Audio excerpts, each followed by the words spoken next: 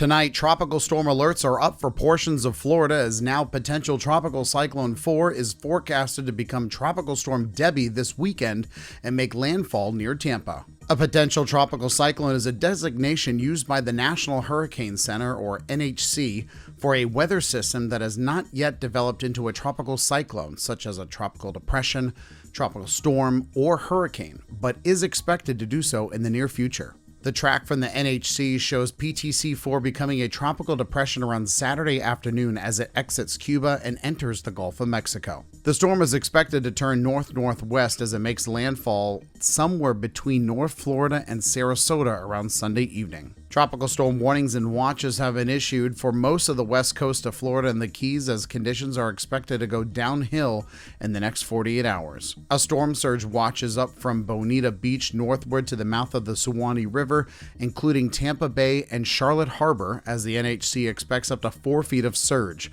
and up to 3 feet between Bonita Beach through the Keys. A storm surge watch means that there is a possibility of life-threatening inundation from rising water moving inland from the coastline. We can expect 8 to 12 inches of rain in spots on the west coast with the potential for flooding for much of the state. We now begin continuous coverage of the storm and will provide frequent updates on its progress to help you stay a step ahead. This is a tropical update on iWeather First. I'm meteorologist Richie Pergolesi.